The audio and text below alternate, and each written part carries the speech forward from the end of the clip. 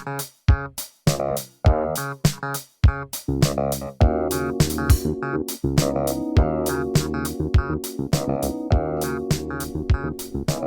o Filoi.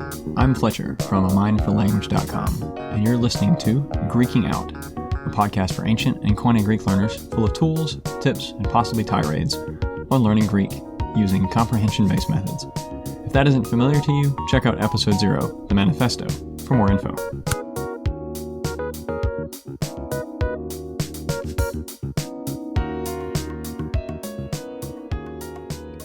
In this episode, I'm talking with Jenny Teichmann of Argos Didaski.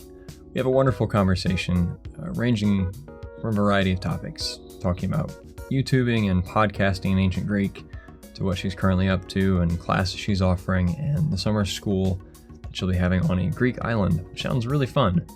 So grab your earbuds and tune in to hear the rest of this really fun and interesting conversation. Well, hi, Jenny. Thanks for coming back on the podcast. It's always good to catch up and hear, what's been going on. So, I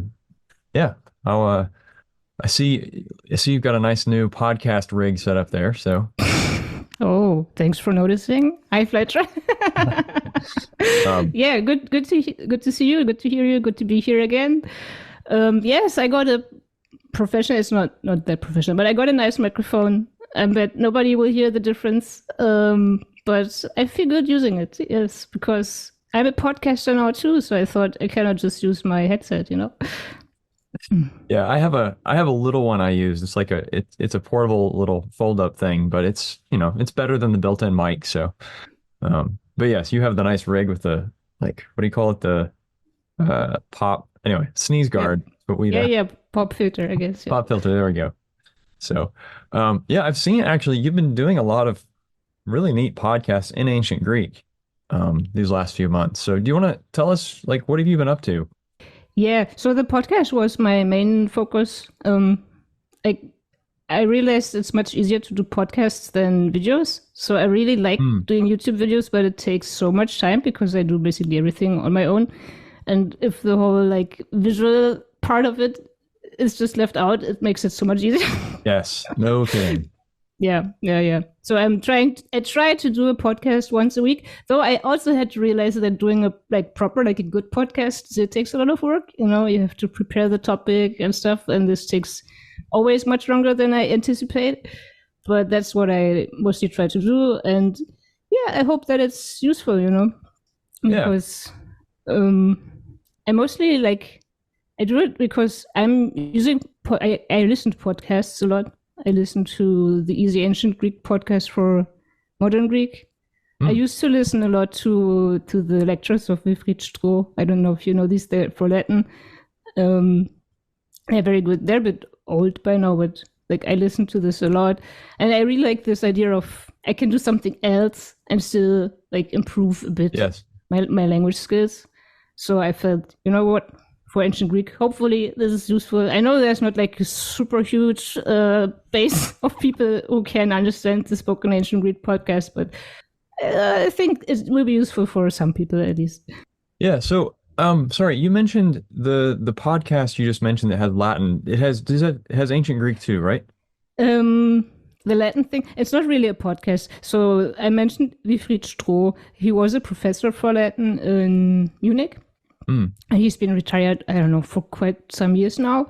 But he has a homepage with his lectures. It were lectures in Latin he held at the university. So it's not a podcast, let's say, but it's lectures on specific topics, but in Latin. And I always really like listening to this. It's, in my opinion, entertaining. I don't know. Yeah. No, that is interesting. It's been fun, just some of the videos that people have put out talking about how to make bread in ancient Greek, or and things like that. It's because there's the visual element. It's comprehensible, even if even if the vocabulary is not always, even if I don't know the vocab, it's still comprehensible because of the visual stuff. What we're seeing, and you just did an interview with Adrian Hundhausen. Did I say that right? Mm-hmm. It's a German name. I guess you should say it in a German way. Hundhausen. I don't know. Yeah. Adrian Hundhausen. Okay. So with Adrian, and talking about his new book, which I think we'll talk about a little later. But Mhm. like you put the English subtitles in there, which that that must be a massive amount of work to subtitle Yeah, things. right. Glad that you realize this. It is. I've looked at doing it and it's like, oh, you have to align every sentence with a timestamp. No, thank you. Yeah, yeah, I know, but people told me repeatedly that it's so useful, so Yeah. which is why I keep doing it. It's not fun, not at all. Um, but yeah, I don't know. It's like during the day you have like your peak time when you're like really feeling great, and then you have like those maybe in Uh-huh. the late afternoon, and Yes. doing subtitles I do in the late afternoon. It's this kind of thing, the way you're more on autopilot, and yeah, Yep. yeah. So I hope it helps. I hope it helps to have subtitles. Yeah, I If think not, if not, let me know and I will stop doing it. well, okay, I guess if people want to, they can add comments to this episode and we can look at it later Yeah, and I can try and send you results. yeah, yeah. Um, but no, I'm sure. I mean, it's again, it's helpful because you've got the audio and the visual, and then you've got the English too. Um, and I'm guessing that YouTube can probably translate the English subtitle into other languages on the fly. Um, I actually never tried. I guess it can. I don't know. yeah. Well, if it can't, Google Translate certainly could. Yeah, yeah, yeah, yeah. But Anyhow, for the podcast, I didn't do subtitles. I think it probably would make it more accessible, but then I wouldn't do a podcast a week. right, yeah, with all the work. No, I get it. No. Yeah, I do regular. I edit a podcast like audio for someone, and I do it like every week. But I'm like, they sometimes have video, but I'm like, I'm not touching that. I don't Yeah. have the time for that. So I get it. Yeah, and the sad thing is like the technology, as I understand, has advanced so far that if you do something in English, like on YouTube, a video in English, they can pretty much auto fill the subtitles for you. But for ancient Greek, not so much. Yeah, I mean, I've played around with some of the models, like Whisper.cp C++ CPP or whatever. Then it can do a pretty good job of transcribing an audio file, an English audio file to English text just on my local computer. But I'm sure no one's made a model for ancient Greek yet. So Yeah, this is another shout out. If anybody like you tech guys out there is interested, it's something I would really love to have. Like just speech recognition for ancient Greek, basically. I say something in Greek and then it writes it, like the machine or whatever, writes it down in Greek. yeah, I again like I think one of the primary difficulties with that would just be the fact that we have so many dialects within Greek. Like you're gonna aim for Attic, you're gonna aim for Koine, you're gonna aim for Homeric. I would be content with it just recognizing me for the time being. So, so, That's so for all I those of ask us who for. are native German speakers who are speaking ancient Greek, No, you can just train. I guess. I mean, I don't know. I'm not a technical person, but I guess you could train. That's what they always say, right? To train the yeah, AI on something or whatever. So maybe I can provide the material, and if somebody else knows how to train AI, go ahead. well, I've thought about it because, for instance, there's I think Chambers Greek War of Independence. Um, that that text has been I think it's been digitized by the Greek Learner Text Project, and there's a recording in I think an Attic style pronunciation on or at least Erasmian, some version of Erasmian on archive.org. So that's text and audio that's at least aligned by chunks. So it seems like you ought to be able to train something off of that, but that's beyond my skill. Yeah, maybe someday. Someday, I still have hopes. Yeah, And like when you do podcasts, do you script those first, like write them out in ancient Greek, or are you doing that on the fly or some combination? a combination, maybe like a mixture. Okay. Um, I find every time I try to do a spontaneous podcast, it goes not well at all. Yeah. but just because I'm not good at this, I feel I don't know. So it goes much better if I have like headlines and I want to say this first and this next and maybe Hmm. flesh it out a bit. So I don't have a full script, but some notes at least. Let's say. Okay. Yeah. Yeah, that makes sense. Um, so not quite the data we need, but close. Yeah, for the podcast, no, but from the videos, you could pull the data because I do subtitles for the videos. Oh yeah, that's a good point. Yeah. Hmm. Yeah, it's interesting. So like I went over to your YouTube channel, and now it's gonna start trying to play it. That's funny. Wait for clicking. So I see you've got the um Argos Acroatai. Mhm. That's your podcast channel now, right? Yeah, it's a bit of a long name. I felt bad about that. But then, acroata actually is sort of like the most appropriate verb. I felt so. There you are, already learning a Greek verb just by seeing the title, I guess. Yeah. Um, Yeah, I wanted it to be like something, flashy and short and memorable, but whatever. Now it's Argos Acroata. which works. I mean, you have the double alpha at the beginning of each word, so you have the what is that? Alliteration. There we go. A bit of alliteration, yeah, right. Um, so let's see. I wish I could see what the oh, there we go. Maybe that's what I need to do. Okay, so you've talked about a wide variety of things here. I see talked about like Chinese and uh the gymnasium and the I mean a wide variety of topics. So how do you find your topics for these? Yeah, this is complete like stream of consciousness kind of thing. So it's like whatever I'm interested in, like the China thing happened because I went to China actually, and I was like, oh, since I'm here, maybe let's look up what did the Greeks actually know about China. And I was surprised. Oh, I mean, not a lot, but they did know something about Yeah. China and Chinese. So I found that interesting. And then I was on this track of maybe what did they know about other tribes? What did they know about the Germans? Ooh. Yeah. Yeah, so it just flows. And right now I really like this that I don't have a like program or agenda or whatever, and that I don't feel like accountable to anybody. I just do Yeah. whatever I feel like I find interesting, and I also feel it could be interesting for others. Yeah. Well, and the nice thing, like you've done Chinese and the Amazons and Germans, so for someone listening, they're going to probably get some similar vocabulary because you're talking about tribes and people groups and things like that. Barbarians, yes, right. So, so I'm curious. I'm sorry I haven't listened to the episode yet, but seres for Chinese, do you know where that word comes from? Um, yes, so half of, sort of. So one ancient Greek text mentions this that the ser is actually the caterpillar, like the Oh, silkworm. silkworm. Oh, Yeah, okay. and so some ancient authors think that the Chinese are named after the silkworm, but I don't know how probable that is. It's interesting. Um, I feel like there's something else I ran across on that where English has a name for a people group based on, what they did, but I can't remember what I was thinking of now. Anyway, Yeah, I mean, for the Greeks, that was almost all they knew about the Chinese.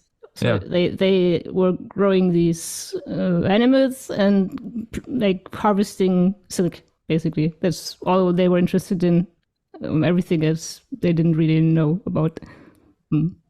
yeah, that makes sense. And yeah, I've got to get back to listening to more podcasts in ancient Greek. I've been most of my personal Greek study recently, I've been trying to memorize part of the Iliad. But it's not a bad thing to do.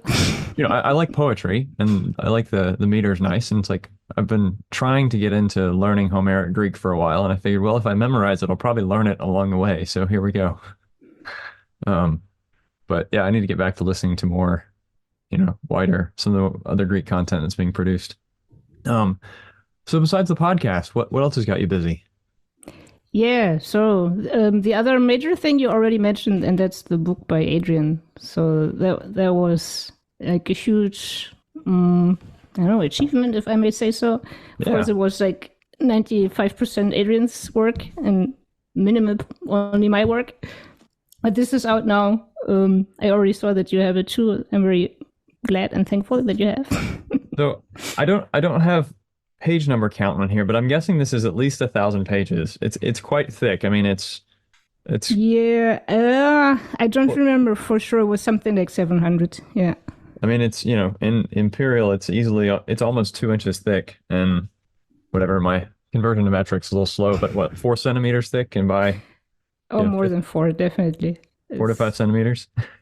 Yeah, I don't know. I'm bad at this too, but yeah, five to six maybe. So how do you know Adrian? Ah, Adrian. Yes. How do I know Adrian? Oh, it's always. I always forget the like. How many years ago did we meet? I think 5. So that was before Corona, the year. I think. Yeah, BC, before probably. Corona. Yeah, yeah, right. So when things still happened like in real life. Uh-huh. I mean, they happen now again, but Corona was a big break for a lot of us. Yes. So I actually met him in Rome. We were both taking a Greek course. Okay. Um, and back then, I was still a student in university. I got interested in the whole spoken ancient Greek stuff. And this was the first and only spoken ancient Greek class I took in Rome. Michael Kopf was our teacher back then. Okay. Wow. Was that Really, like Vivarium Novum kind of? Well, there was Polis. Or Polis. Right. Yeah. Okay. That makes more sense. Yeah. So they have this summer course in Rome, 3 weeks. And yeah, the people there are really, really into it because, people who want to spend their summer in Rome sweating and learning ancient Greek and speaking ancient Greek, that's like my tribe, Yeah. Yeah. So I met Adrian there. And already back then, he was putting together. I think back then it was just notes for himself, basically. Mm-hmm. So words he wanted to know how to say things, and he just wrote this down for himself. But over the years, this like grew and grew, and at some point he had this idea. Okay, actually, this could be useful for other people too, not just for me. Yeah. And here we are, like 5 or 6 years later. And it's done. It's there. Yeah, and it's a really interesting book. I was looking at it, and it's really not that expensive considering what it is. I mean, I think it was like $37 US, which a lot of Greek dictionaries are quite expensive here. Yeah. That's the benefit of self-publishing. Yeah. Like all the like scientific publishing houses are really expensive. Yeah. But it's a really cool format because he's got it's divided kind of by domain that you might want to talk about, and then within that there's like subgroups, and then I like how how you guys use the font size to show what's the most common like word in this group. Like that's that was helpful. Adrian's idea. I cannot take any credit at all on that. That was his idea, and he's very proud of it. Well, no, it's a great one. At some point I'll have to have him on here and ask some more yeah, definitely more detailed questions. I think that'd be a lot of fun if he's still interested in talking about the project. Yeah, no, you should have him. Like he's an interesting person also. Besides having written the lexicon, I think you should have him on the show. Well, I'll have to do that. And I think I remember from your interview that you did with him in ancient Greek, he speaks quite a wide variety of languages in addition to ancient Greek. And he's the kind of person who really speaks these languages. Like he's not this guy who says, "Oh, I speak all these languages," and then they can barely say hello. But like he really knows a lot of languages really well. Wow. No. So tell me about that process. What is it like? I've never tried to self-publish anything, much less a dictionary, which is usually quite a difficult kind of book to set. So what's the process like of getting all that data into a printed format that's easy to use and all that? Yeah. Oh my God. I don't know. How much time do you have? So, I mean, for one, of course, this whole project is sort of, how would you say, it's sort of crazy to begin with, right? Like one person writes a dictionary, and I'm not a academic publishing house. I publish it. So that was sort of a bit of a how do you say, megalomaniac starting point. Yeah. But we got through it. There were so many adjustments we had to make. I cannot go through all the details, but that was a lot of work. We actually would like to have it or we thought we would like to have it as a kind of ebook also at some point, because I think people would like that. So Adrian isn't quite convinced that the ebook is necessary. He says like the book as a physical item is like the perfect tool, because you get used to finding things like I don't know, like animals is in the first half and whatever. This category is in the second half or whatever. So he says the physical aspect is very important. I think still a lot of people would like to also have a search function, basically. Yes. So we will see how to do that. The main issue there is that he's really, rightfully so, of course, concerned that then it will get rip off. You know, there will be the how do you call this? The black. It's not the black market, is it? Oh, Or is it for books? yeah. You know what I mean? Yeah. So that you could get access the book. Well, if you, without having to buy it, I guess. I guess if you could sell it through Amazon, like yeah, that's what I format, understood. Yeah, the Kindle sort of protects you from that. I would think so. Maybe we do that at some point. I also understood that for Kindle we would need to reformat everything, so there's nothing I look forward to.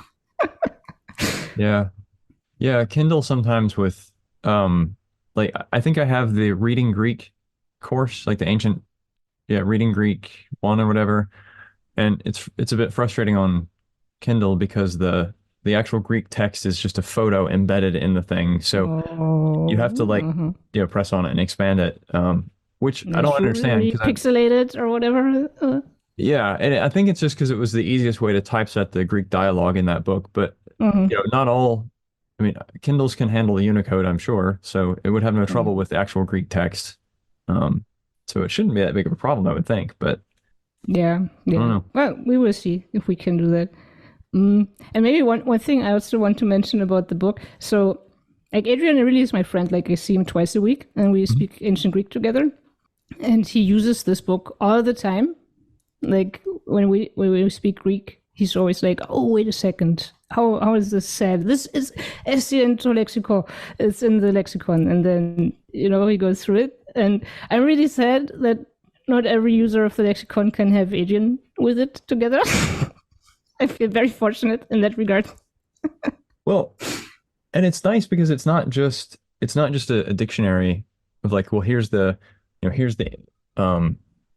closest Greek equivalent of this English word or German word or whatever, but it's got those comments like I just flipped open to the section on ships, and it's got what's the right verb to use with raising anchors and things like it's airing. It's like, okay, that's useful. Or to lower affiene, like that's not stuff that's obvious if you haven't read a lot of texts in ancient Greek that talk about those things, right? So it's nice to have some of those idioms, already in here.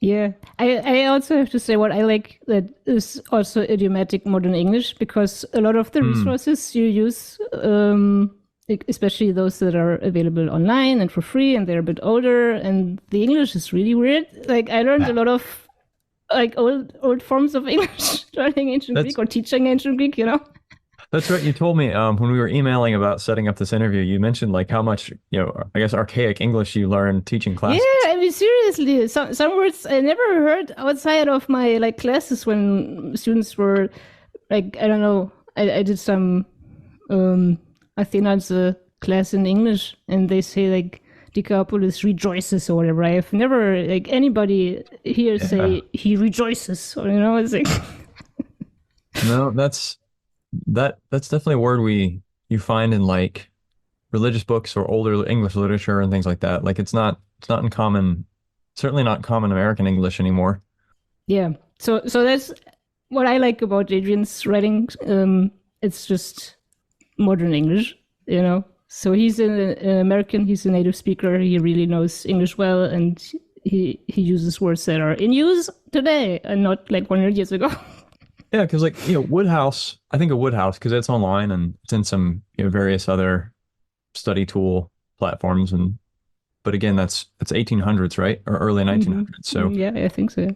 and it's so the English is definitely definitely going to be more archaic there.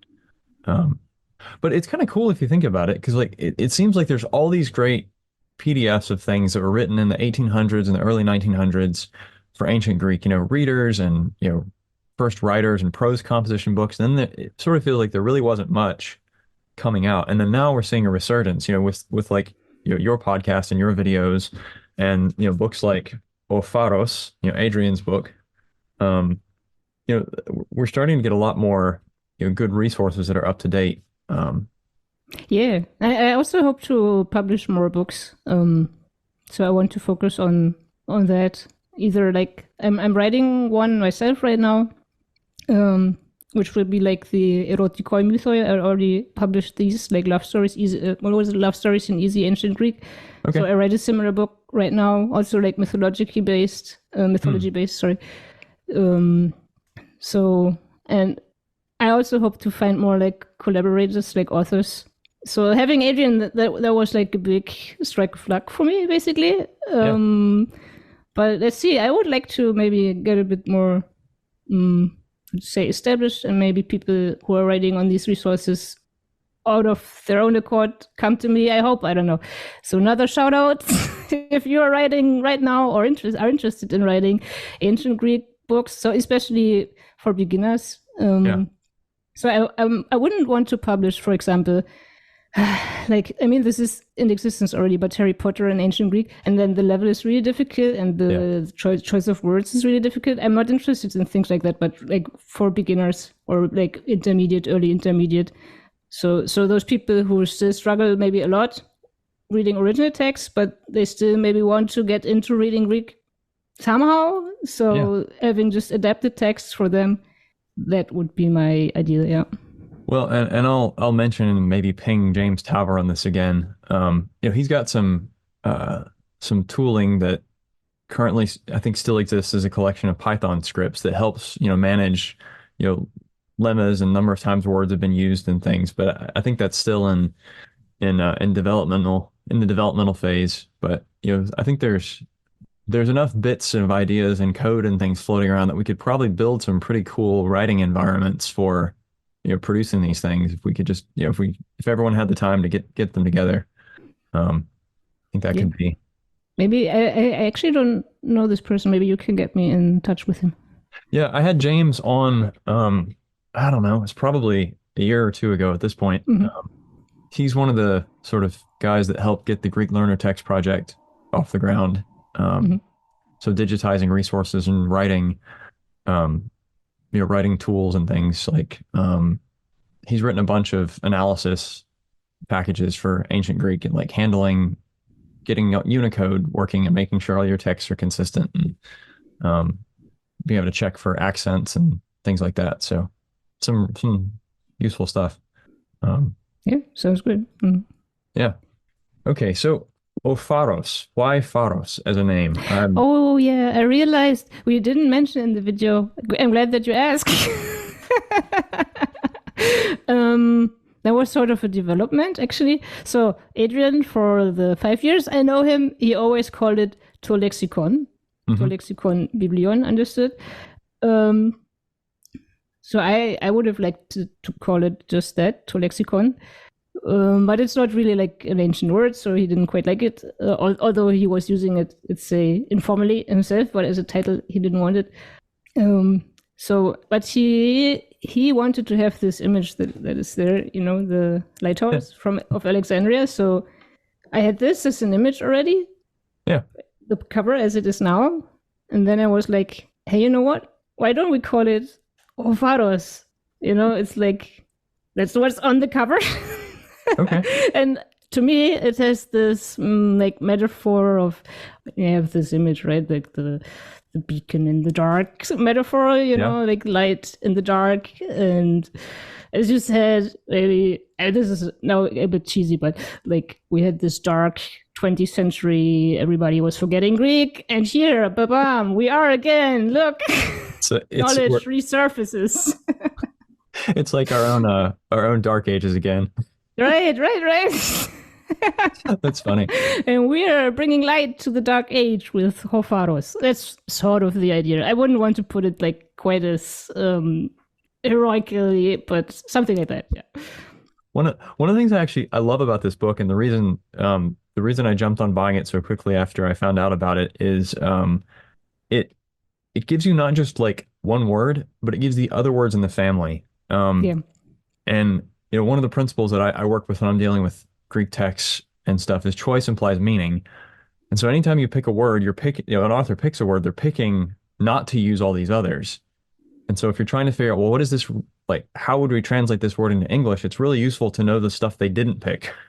And what's the other background of options they could have had, and how do these words relate to each other when you're trying to find a gloss? So that's one of the reasons I jumped on this thing because I thought, man, I've got all of that, like I've got it right here. And it's not just he doesn't just give you a list of words, he gives you annotations about what author or what source and period they're from. So you can see like, oh, this is a Koine word, or this is this is from Galen or Josephus or whoever, which again, invaluable. Yes. This is. I think we should have maybe also emphasized this more. Like we mentioned this in the video, but this is a really great feature of the book. So every word is attested, and he tells you where. Mm-hmm. So like some ancient Greek resources, especially for the spoken ancient Greek community, they just made up words for things. Mm. But in this book, every word really is attested. He even has, like, this is rare, but for some things like checkers, he has some Byzantine word for it, And we can say checkers, being aware of the fact that this is a Byzantine thing. It didn't exist, obviously, in antiquity. So for every word, and just imagine the crazy amount of work he put into this. Like for every single entry, he checked which author uses it. Mm. And if it's used very frequently, he puts it in bigger letters, as you said already. Yeah, this man's crazy. That's you've got that. In a good way. Like, as I mentioned, he's my very good friend. So, and I mean, well, and other interesting stuff too. Like you've got grammatical information. Like I opened it up to the page on health and wellness, and it said that like Iainin, that there's no perfect attested for that verb. But that's useful. Good to know, right? Yeah. Yeah. And I mean, we will see how everybody will use this differently, but like as a teacher, let's say, I can see that this is very useful for teachers also, because like you can choose a topic, or you can let your students choose like what do you want to talk about today, and then they can prepare based on the like thematic word list. So that's something that I definitely want to do, and maybe other teachers too. And I could be wrong. I haven't looked into Woodhouse enough to know if this is true or not. But like you said, he's got Byzantine words in here. So yeah, from time to time. It's not like the whole book is full of Byzantine words. It's just like some things that he felt valuable that we should be able to talk about, like checkers. Right, but I mean, like you said, to me, it would seem to be better to use a word attested somewhere in Greek literature rather than to make something up. And since we don't live in ancient Greek, we want to talk about things that only came to exist recently, and we don't have an easy word for it. So now, at least we've got, like you said, checkers. Athens may not have had that, but the Byzantines did. So we could at least use the Byzantine word, right? Right. Yeah. So, yeah, that's great that he's got that sort of breadth of data available. Yeah. I mean, the main focus is Koine, though. So most words are from Koine. Yeah, yeah, that's right. I see. Looking at the authors, New Testament, Josephus, LXX, Galen. Yeah. Yeah. And then he basically just went through the words, checking if Celtic authors use it too.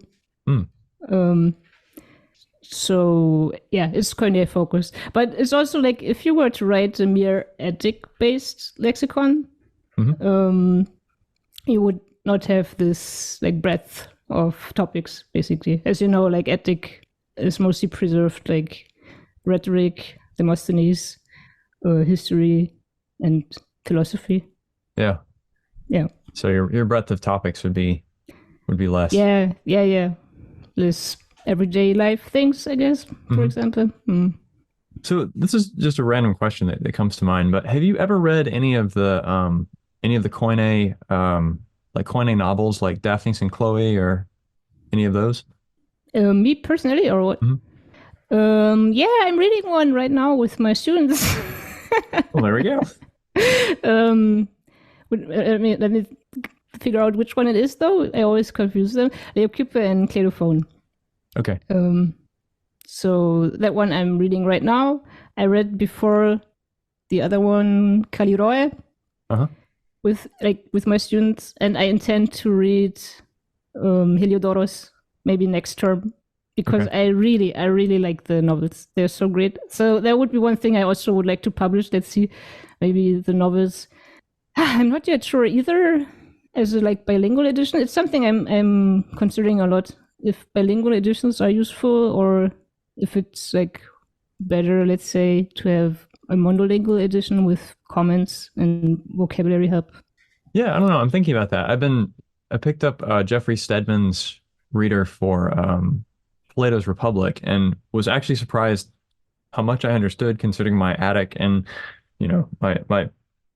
my Greek there is so weak because I'm not used to reading it. But I mean, his comments are useful and the vocabulary annotations are useful. I almost wonder about like leveling them, like I wonder if we could take one of those novels and like do a simplified version of it or something. But I know there's a huge amount of work involved in that. Um, Yeah, I mean, I don't know. It's also nice to read original texts. I mean, True. I said before that I want to publish easy texts for beginners, but at some point, you need to make the leap. You need to start struggling a bit with original texts and just facing the fact that you don't understand everything and that maybe even the manuscript is corrupt or whatever. This is like, reality of ancient Greek. yeah. No. And that's one of the things I love about the Alpheos, your reading tools, is that you can read an original text, but then if it's digitized, you can like tap on the word or double click, and now you've got a parse and a gloss at least. I mean, at least candidates if it can figure it out. Um, I like stuff like that because then it's kind of tailored to your level. Yeah, which makes me also think, like, do you still think that the book, like what Sedman does, still is like legit? Because everybody can use these online tools for free nowadays. But so what would you think is the appeal of still having a book that has all the commentary and stuff? Well, that's the difference of the commentary, right? Okay, the commentary. You don't Yeah, get okay, that with you don't get that with the book, and you don't get the yeah, because like Alpheus lets you have the um lets you get like an LSJ gloss, or maybe pulling from a few other lexicons as well, but it's giving you the entry rather than an in context gloss. So I mean, there's another value there. If you know that, you know, um, Yune in this particular instant means wife and not woman in general or whatever, then adding those kinds of footnotes, where it's giving the meaning in the context, that's something else that you can't get with, the tools that are out there. Yeah, but the mere Since disambiguation, vocabulary there we go. you could look up quite easily these days. Yeah, Mm. but um, yeah, and commentary on like constructions and things where you can't just figure out the meaning by looking up the individual words.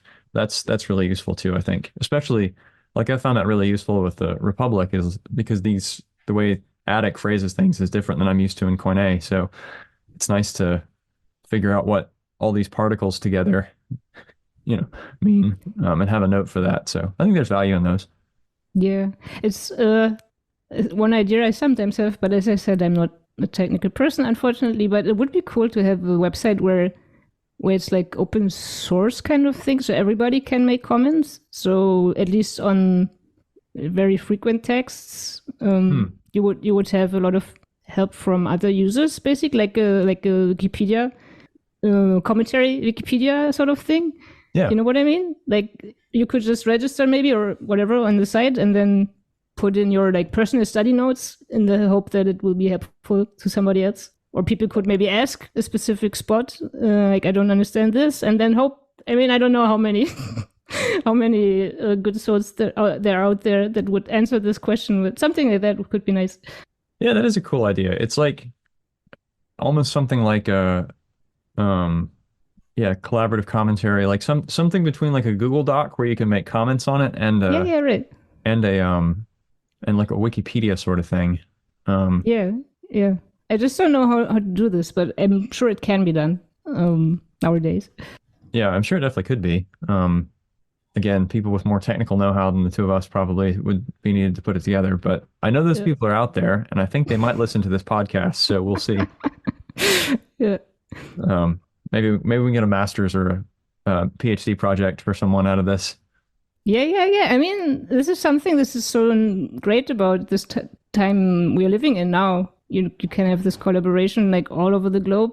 Maybe I am not very knowledgeable about whatever the internet or technical things, but maybe somebody else is, and now we can collaborate and boom. Yeah. Yeah. It's sort of interesting. Have you seen Scaphia's Beyond Translation, that Perseus Beyond Translation? No. Again, it's a multiple layers of resources layered over top of different texts. I've only looked at it for Homer, but it's neat because you get like you can click on a word and get parsing information and things. You can also get commentary and lay it out next to an English text if you want, like translations. But then there's the audio. You can get the scansion for the poetry and get someone to chant who's like chanting the lines for you. So there's all these things that can get, all these resources getting pulled around the text. So yeah, I don't see why we couldn't create a sort of like user or how do you say, like open source, crowdsourced version of those kinds of things. Yeah. Yeah. Just need Yeah, to think about how and when. yeah, how and when. Those are always the things. Okay, well, so we've talked about the book, we've talked about your podcasts, and you said you're working on some other books, and you've mentioned your students. What kind of classes are you teaching? I'm guessing your spring term probably just finished up. So do you have any idea what you're offering next in case people are interested in studying with you? Yeah, like unfortunately, it will be the summer break. If somebody's feels very spontaneous, they could join the summer school on Naxos still. Okay. Will start in about a month, or I don't know when you air the podcast, but like in late July it will start. Okay. So people could join that if they want to like have an in-person experience. Otherwise, probably in September, online classes will start only again. Very Okay. sorry to say. And what sorts of things are you planning on offering in September, or have you sorted that out yet? It's still a ways away. I mean, as I said, probably another romance because they're so great. Mhm. Certainly some introductory course, spoken ancient Greek introductory course, usually based on Athenadze. Okay. Yeah, that Oh my seems god, to be the yeah, it's like the standard textbook right now. Athenadze, right? Everybody does Athenadze. I sometimes wish I had like my own book. It's another like long-term project, but yeah, you cannot tackle too many projects at once. So this maybe is one true. day. Have you looked at Logos, the book that just came out in the last 2 years? Yes, yes, I have it. I have it. Do you have any thoughts on that one as far as a beginner book, or is it? It doesn't seem like it's Yeah, quite going to displace the Athanase just yet. yeah. No, I'm not quite convinced. So I tried to use it with one of my students, and I mean, it teaches you very specific vocabulary for a beginner. I felt, I don't know, and some of the mythical creatures I even didn't know. So that was a bit odd. It's very, very specific and into the Hmm. depth of it all. And I'm sorry to say, but there was like some mistakes in it that I didn't like. Some usages of words that weren't quite accurate, and then you feel like, come on, this is like the second chapter, and you're already teaching them like words that are not quite correct, basically. So, Hmm. like it looks really nice. It has this idea of having like an Urberg style ancient Greek textbook. Yeah. So that's very nice. The pedagogy I think is nice, but yeah, I still prefer Athenadze. Though it Okay. also has its shortcomings, but yeah. Yeah. So we're still waiting for the lingua graeca um, to be finished or to be developed. to that Yeah, level. I mean, sometimes I think, as I said, if I should maybe write something like that or start writing it, because what do they say always with Urbeck? How many years, decades did he write Famia Romana? And I've heard different things on that. I've heard like it took him a long time, but then I've also heard that the final version is really not that different from his some of his original like early drafts. So I don't, yeah, I'm not sure. Have to read his biography or something at some point if there is such a thing. Um, Yeah, yeah. So no, I don't know. I would be a bit afraid to hop on a journey that takes way too long. Let's say. yeah, I know. Yeah. Hmm? Seamus McDonald, who's been on here I think twice now. He started a Lingua Graeca, and I think he has 19 or 20 chapters. But I think like he's got a lot of other projects going on, so I think it's been sitting for a little while. Yeah, yeah, Um, yeah. No, it would need to be like your main focus, I think. yeah, so we need to come up with some grant money for some people to write with. There we go. Yeah, and I mean, maybe this is, I don't know if it's like the right attitude, but sometimes I also feel like, you know what, it basically doesn't matter that much. You need to get out of the textbook phase anyway. It just teaches you the basics, and then Yeah, you need to move on anyway. So, is like which crutch you use in the beginning, or crutch is maybe the wrong word, but which stroller or whatever for the baby face you use doesn't make that much of a difference. hmm. Yeah, that makes Sometimes sense. I feel, yeah. Don't know if it's correct. I mean, if you have a really terrible textbook, that does make a difference. True. Um, and I mean, at least we have, at least Athanaze, they're in what, edition 4 now? I guess 3 or 4. So they're still updating it. Yeah, it's a solid book, I would say. It gives you like the foundations, so it's not bad. Do you use the English edition or the Italian one? Um, right now the Italian one, I also used to teach it like in English, let's say. So I'm used to both. Hmm. Mm. I was just curious. I have a friend who was on here, Monique, who came on and did an episode about Greek church music for Advent. Mhm. And she was leading a group here, and they imported the Italian Athanaze Yeah, yeah, yeah. That's the because issue. it's Like so much better. if yeah, but if I'm teaching students in the US, they almost have no possibility to access this unless they want to use the illegal sites and stuff. Yes, okay. Yeah, I think she must have just ordered a bunch of, I think they ordered a bunch of copies, but You could do that, I I've guess. never Yeah. looked in how you do that. I'm sure it's quite expensive. Yeah. But yeah, oh well. Um, okay, so you said so you're offering so in September if people want to study with you, they can find you. And your uh YouTube channel is Ancient Greek with Argos.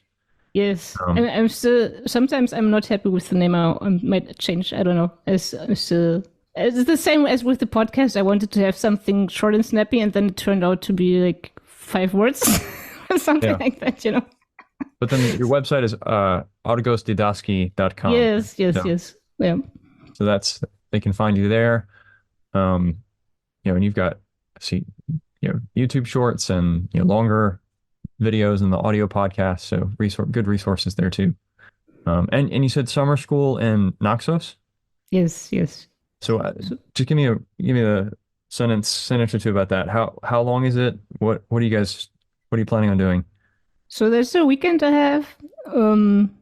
We will be speaking ancient Greek all day long, reading some texts about Naxos, I guess. We will have a day trip to Santorini, and Hmm. some people maintain that Santorini, which you might know, they have this volcano, and so some people say that Santorini is the Atlantis. Okay. So we will read the Atlantis myth. Nice. Yeah. And I don't know, we will have a lot of fun. We will, I don't know, go swimming in the Mediterranean and enjoy the sun. I hope it won't be too hot. Yeah. But Naxos is okay. It's much better than Athens. So you have the wind from the sea. It won't be too hot, I think. That does sound nice. It's hot and humid right now in Virginia where I am, so a sea breeze sounds pretty nice. Yeah, yeah. Yeah, we've been on Naxos last year, and I think it's a very, very nice island. And yeah, they gave us as a classroom. I don't know if you don't know Naxos, this probably doesn't tell you much, but like all the Cycladic islands, they usually have a castrol, so like a little medieval castle on top of some hill. And they gave us a classroom there, which is so cool. Oh, wow. So like in the very heart of the medieval castle, our classes will be held. Wow. So I very much look forward to that. Yeah. That sounds wonderful. Well, Jenny, thank you for coming on again. And it was great to talk about just kind of a wide range of things. The Opharos, the new book that Adrian has put out, and just what you're up to and stuff. So again, thank you. Yeah, thank you. And as I said, you should have Adrian here. And as I also said, last shout out to the listeners. If you want to collaborate on any of the numerous projects we mentioned today, especially publishing books for beginners, let's maybe focus on that, publishing books. And if you're very tech savvy and feel like you want to partner with a not so tech savvy Greek person, I will be glad to hear from you. Thanks. Yeah, maybe we need to start putting together like a directory or something. Yeah, right. People and projects. Like Tinder for for humanities and tech people. Yeah, that'd be funny. Maybe I'll start a Google Doc or something, and we can see what happens. So yeah. Well, Jenny, thanks, and we'll hopefully chat more in the future. Yeah, sounds good. Thank you. Intro and outro music is Funky Thanksgiving by Admiral Bob, used with gratitude under Creative Commons 3.0 Attribution License. The track can be found at dig.ccmixer.org.